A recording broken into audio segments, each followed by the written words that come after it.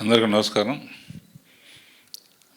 అక్కినేని కుటుంబం, మా కౌరిముడి కుటుంబం రెండు వేరు కాదు. మెడ్రాస్ నుంచి మా నాన్నగారు టైం నుంచి మళ్ళీ నాగార్జున, నేను, ఈ కుటుంబం కలిసే ప్రయాణం చేసాం. ఎన్నో అనుభవాలు పంచుకున్నాం. పర్టికులర్గా ఆయన గురించి మాట్లాడాలంటే రెండే రెండు ముక్కలు. ఆయన ఏం చేశారని కాదు, ఏమి ఇచ్చిల్లారు. హైదరాబాద్కి అన్నపూర్ణ స్టూడియోస్ లాంటి ఒక గొప్ప తలమానికం ఇచ్చిల్లారు. ఎంతోమందికి ఉపాధి కలిగించారు. హైదరాబాద్లో ఈ రోడ్లో కార్లు కానీ సైకిల్ కానీ రాని రోజుల్లో కట్టారు.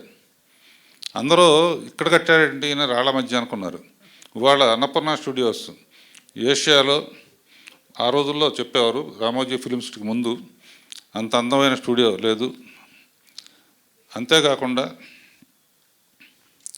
ఎన్ని సినిమాలు చేశారంటాం కాదు, సినిమాల్లో దేవదాస్ లాంటి సినిమా, కాళిదాస్ లాంటి సినిమా, విప్రనాథ్ లాంటి సినిమా, ప్రేమాభిషేకం లాంటి సినిమా, మళ్ళీ అలాంటి సినిమాలు చూస్తామా? అసలు యాక్టింగ్ అనేది స్కోప్ ఉంటుందా అనిపించే లెవెల్లో చేసిన ఘనత నాగేశ్వరరావు ఒక్కరిది. అంతేకాకుండా ఈ జనరేషన్ ఆఫ్ ఆర్టిస్టులకు కూడా ఆ రోజుల్లోనే నాగేశ్వరరావు, రామారావు కలిసి వరదలు వచ్చినా, ఏ కష్టం వచ్చినా కూడా జోలి పట్టుకుని రోడ్లెమ్మట తిరిగి డబ్బులు పోగు చేసి ఇచ్చారు. ఈ తరం వాళ్ళకి స్ఫూర్తినిచ్చారు. అటువంటిది మళ్ళీ సాధ్యం అవుతుందో తెలియదు, కానీ ఇలాంటి ఎన్నో గొప్ప గొప్ప కార్యాలకి శ్రీకారం చుట్టిన వ్యక్తి నాగేశ్వరరావు. ఆయన ఎప్పుడూ మనతోనే ఉంటారు. ఆయన సినిమాలు ఎప్పుడూ మర్చిపోని సినిమాలుగానే ఉంటాయి. అండ్ అందరూ తప్పకుండా చాలామంది దేవదాస్ చూడాలి అని వెయిట్ చేస్తున్నారు. అందులో ఒక అద్భుతమైన డైలాగ్ ఉంటుంది బాబు. బాధగా లేదా అంటే, బాధపడితే ఏమొస్తాయి, రెండు కన్నీటి బుట్టే కదా అంట. రెండు మాటల్లో అద్భుతమైన స్క్రీన్ ప్లే డైలాగ్స్ ఉంటాయి అన్నమాట.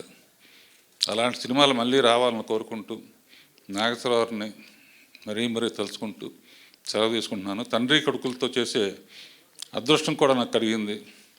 రామదాస్లో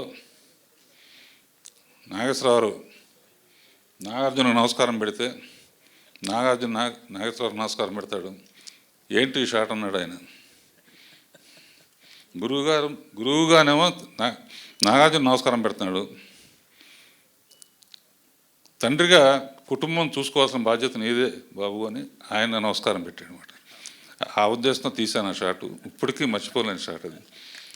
and I'm very lucky to do with father and son. And next generation చూస్తాం, వెయిట్ చేద్దాం.